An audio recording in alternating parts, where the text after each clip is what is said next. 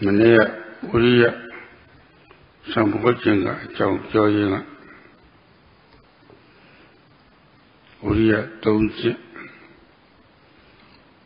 Tonyu Jodavare Sapyu Juba Atomu Tisintoye Pima Lumyao Juba Atomu Sintoye Pande Yote Juba Atomu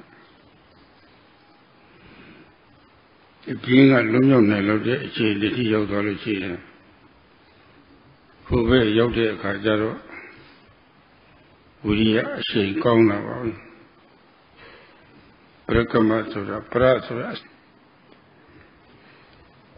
Yesterday, Sayadaw began to speak about Viriya Sambojjhanga, and he mentioned that there are 3 levels of Viriya, 3 kinds. The first is the initial effort. Second is the effort, one has to boost one's effort from that point to overcome laziness. And the third type, the type which increases stage by stage until one reaches one's goal. Once one gets over laziness and reaches the other side, the Viriya has good momentum. And one reaches the point of parakama dhatu. The prefix para in this word means that it goes up stage by stage. So Viriya, we use this to get the mind to reach the object, and we do it once and again and again. So we do it successively. This is the prefix para in this has the meaning of parampara, that it increases successively. And there isn't any lapse or any drop. It doesn't drop. Especially when one reaches the stage of udyabbiya jnana, seeing the fast arising and passing away of phenomena. Our effort becomes reaches the stage of arajat viriya, developed effort. So one has gone through the stage of applying initial effort and reached the stage where one's effort is going up stage by stage, parakama dhatu. And this is also called, this part is also called pagaha viriya, because of the way it goes up without stagnating. It doesn't drop down and it doesn't stop in the middle. It has momentum and is always increasing. And later on, this viriya becomes fulfilled, paripurna. So whatever one does, this viriya, application of effort, is very important. And to the extent that one's viriya is good, one can gain results. And this is especially so in the practice. When our effort reaches this stage of pagaha viriya and parakama dhatu, then one is able to dispel unwholesomeness, akusala, so that they don't arise. One can prevent it, and one can generate wholesomeness, kusala, that is started. And one can also dispel what is blameworthy and cause that which is blameless, faultless, to multiply. So in this way one can keep oneself clean. This is the result of viriya, and it is very essential. Parakama viriya, this viriya that increases in a special way, Viriya Sambojjhanga. This is because one is able to observe without missing every object that arises within one's kaya, vedana, chitta, and dhamma, these 4 large fields of observation.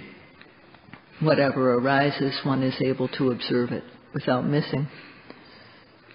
So our virya has gone from being, first of all, started, it increases, we develop it, and it becomes enlarged. And at that point, then laziness, which lets in all the other akusalas, it has no chance to arise. So the mind, this effort prevents the mind from going in the direction of laziness, and it encourages, gradually builds up and elevates the active side. So this is in the nature of the word pagaha, which means that it keeps on, the energy keeps on going up. It doesn't drop, it has momentum, and later it becomes fulfilled, completed. So one who possesses this type of effort is called arata viryo. That means one who possesses this type of developed effort that has reached this stage of being pagaha. And the benefit of this type of effort, developing it to this stage, is akusalang pajahati. The person is able to dispel akusala even before it arises by making one's defense strong. So it's a matter of preventive action. This virya, together with the other states involved in observation, is occurring. And the akusala is dispelled in a moment. So this is the momentum of virya. Akusala is being dispelled, and the mind is led by wholesome states, first of all by sati, and then it is led by samadhi. Samadhi becomes strong, and then led by knowledge. So these are developed automatically. So think about it.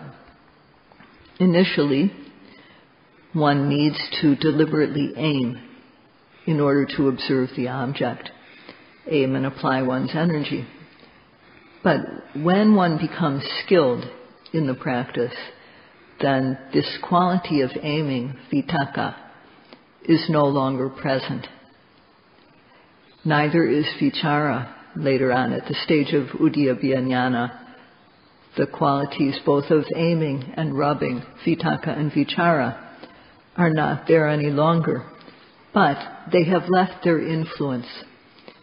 And what it's similar to is that, like when a person plays darts and becomes skilled at throwing the dart, when a person is skilled, they don't have to deliberately aim anymore. They can just throw and hit the target. So that is what it's like at the stage of udyabhyanyana. And for the yogi, the work goes along in a very good way, and this makes one happy. Everybody who experiences this feels the type of joyous interest at this point, and this is called Piti. Piti develops. Piti Sambojjhanga is a special cause for gaining vipassana knowledge and for gaining path knowledge. It's a joyous happiness. At the start, the yogi doesn't experience this, and then boredom sets in, and one wants to leave the retreat. And if one has to continue practicing, one does so, but very unenthusiastically. However, when one sees the object of observation, the old one continually being replaced by the new. Again and again, the object arising and then disappearing in a very fleeting, fast manner. The yogi becomes very satisfied, and this is called Piti. And at this time, the body, one feels like one is rising up or floating in the air. This is because of Obega Piti. And then there's the stage of Parana Piti. This joy that pervades the entire body, just the way oil soaks through a cotton ball. It feels very, very good when this joy pervades the whole body. This is called Parana Piti. And one feels quite joyous at this stage. And then there's no more boredom or weariness. Piti has dispelled this. This is delight in the Dhamma, Dhammarati, happiness in the Dhamma, Dhammananda, joy in the Dhamma, Dhammarama. And this is the first start of the cause of gaining the Dhamma. At this time, those people who like sense pleasures, seeing a desirable view or object, hearing a delightful, pleasant sound, inhaling a delightful fragrance, and then touch between men and women, taste and touch. Because one didn't experience Piti before, such people thought that these types of sense pleasures were the best. And people waste their times with these. Of course, these types of pleasures are good, but they can be dangerous. Because when one goes after these, they lead one to one's death. The good that one experiences in the Dhamma is not like this. It's said, Sabharati, Dhammarati, Sabharating Dhammarati Jinati. That means that the delight in the Dhamma, that is Piti, that, how should I say, it conquers, it's better than all the types of pleasures that one can get in the world. So at this time, when one experiences Piti, this joyous interest in the practice, one won't have any desire for the delight of sense pleasures, kamarati. One will just want to make one's Dhamma delight more and more firm, better and better. And one's effort to do this increases automatically. So if in 1 month a yogi has not reached this stage, it indicates that the yogi is being careless. At this time in the practice, one thinks that one has gained special Dhamma. This can happen. And sometimes yogis just stop because they think they're at the end of the path. At this time, the meditation teacher is very important, because this thinking that Piti, joyous interest, is special Dhamma, this is a mistaken idea. And if we just leave it and don't observe this, if this is something that the teacher needs to point out if we're not observing it. So whatever arises, one has to observe it as soon as it arises. If one doesn't observe, one won't know. And not knowing, then there will be dukkha, ajnanan.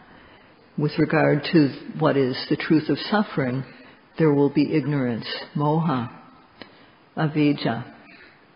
And one will waver because one's sati is no longer there. So when one doesn't observe, one won't be knowing the Dhamma, which is the truth of suffering.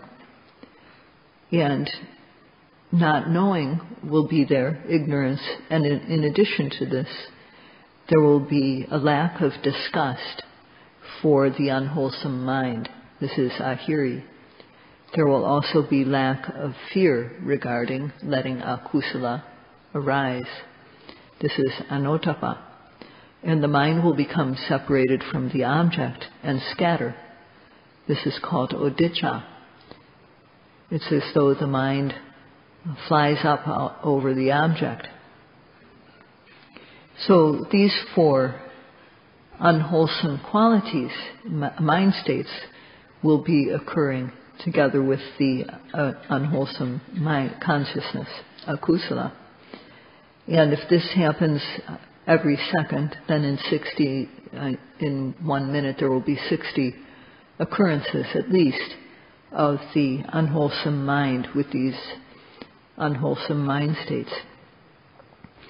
This is a disturbance to the practice. It disrupts our work. And if one continues to let this happen in 5 minutes, there will be at least 300 occurrences of the unwholesome consciousness, akusala citta. And in 1 hour, 3,600 occurrences at minimum. So this is what will arise, and together with the unwholesome mind, other mind states can arise. There can be lobha, greed, there can be dissatisfaction, anger, and one can even go back to normal. One's mind can even go back to a normal state like it was before practicing. So in this case, instead of using one's time beneficially, what has happened is that akusala has had the chance to arise. Therefore, one is not to let one's mind be without the control of sati. One is not to let akusala, unwholesomeness, come in. And especially when one sees how mind and matter arise and pass away in a very fleeting manner, one has to observe the joy that one feels at that time. So the Buddha posed a riddle in this regard, and what he said is, one should not let the mind go out. One should not let the mind stay in. One who doesn't let the mind go out, nor let it stay in, is sure to gain true peace.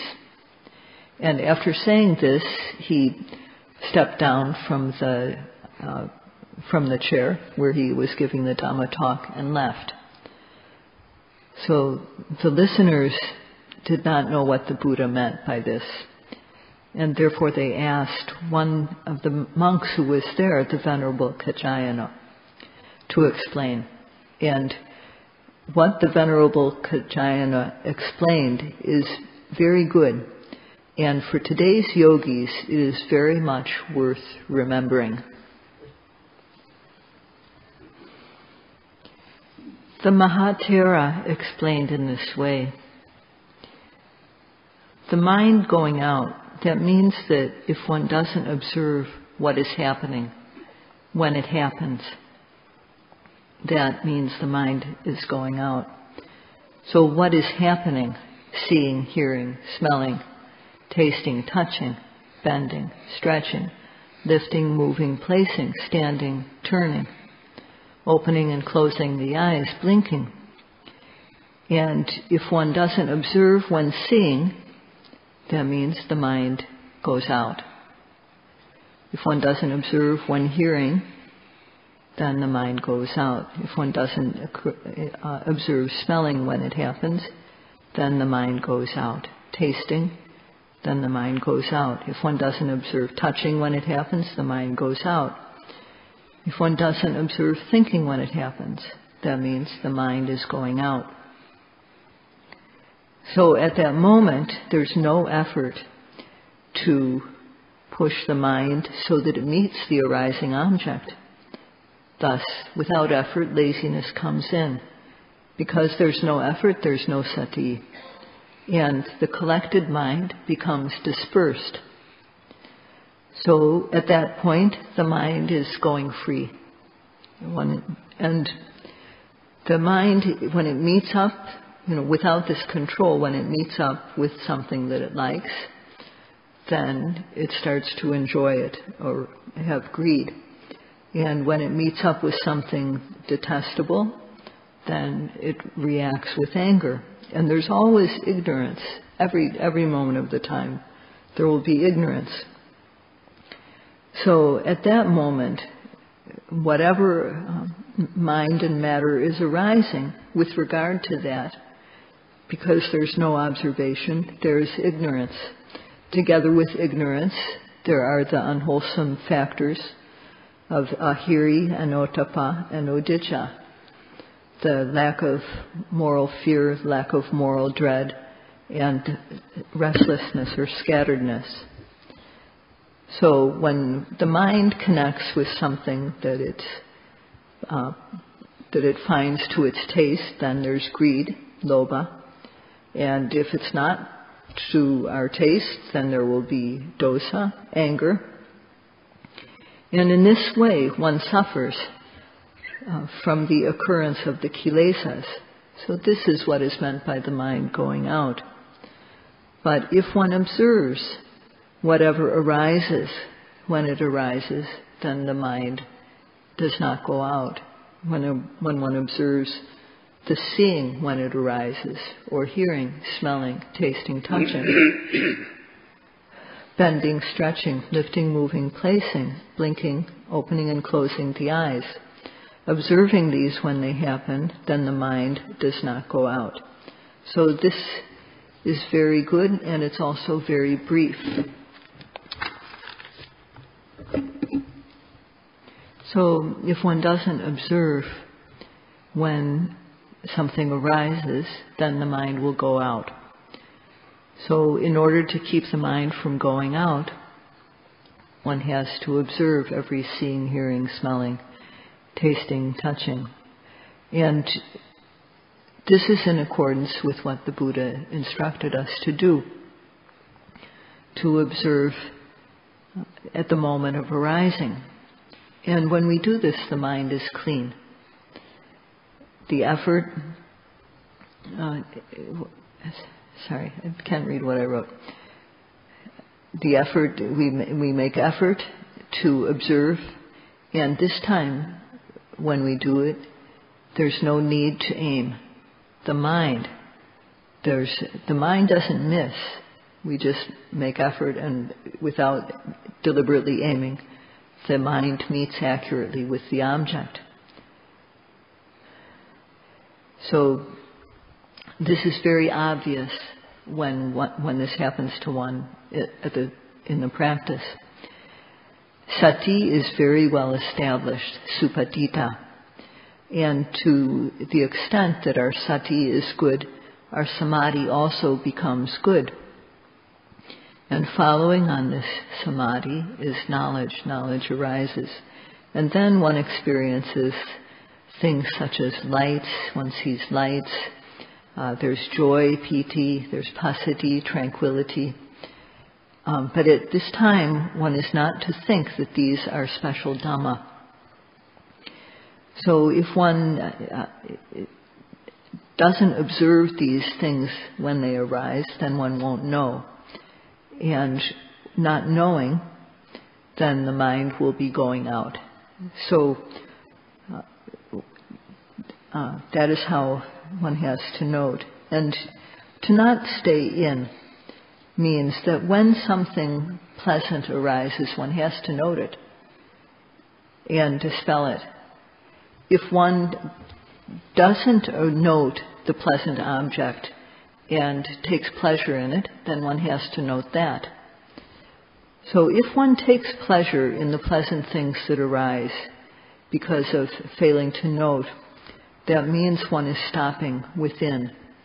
One shouldn't stop and enjoy the pleasant dhammas that arise in one. This is stopping within. So when pleasant things arise, they must be observed. And if it goes to the extent where one finds oneself taking pleasure in something pleasant, one has to observe that until it's gone. So this is something that the yogis at this stage need to know very much. This Piti Sambojjhanga, which occurs, is a support for Vipassana knowledge and path knowledge. Or, in another way of looking at it, it is the cause for one who comes to know Vipassana knowledge and path knowledge. And following on Piti, there is tranquility. Piti manasa kayopasambati. So one's body becomes tranquil. And initially, one is following the instruction to observe at every arising, always guard the mind. Thus, at every seeing, hearing, smelling, tasting, touching, and so on, one is observing. And the noting becomes good. And therefore, the nivaranas, the dhammas which block wholesomeness, these are gradually eliminated. And this is very obvious in the practice. First of all, the mind becomes clean, and then later on knowledge arises. So at first there's small-scale piti, small-scale joy, called piti pamausa. And this, one experiences this as goose flesh or flashes of lightning through one's body. This is the smaller, minor version of joyous interest. At the stage of Uddiyabhya Jnana, there is strong piti.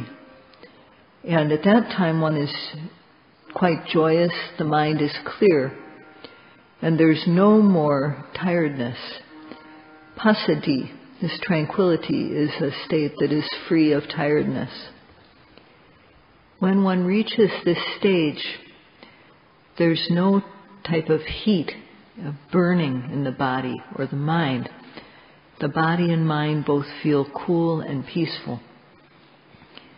The mind and body feel light. There's no heaviness. The mind and body both feel pliable.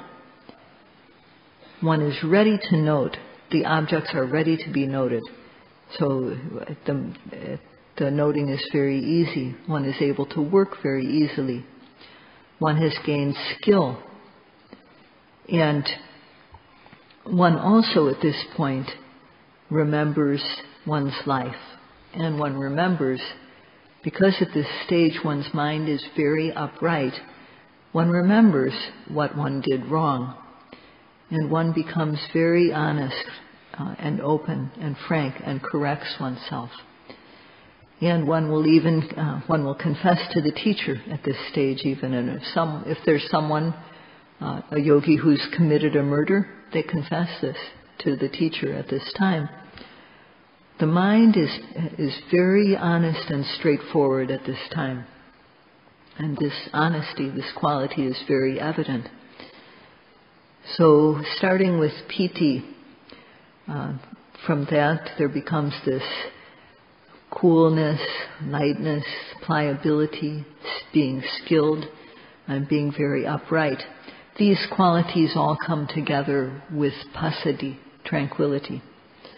And this is where the special qualities of a good person start to come to be. And this part of the practice is very good.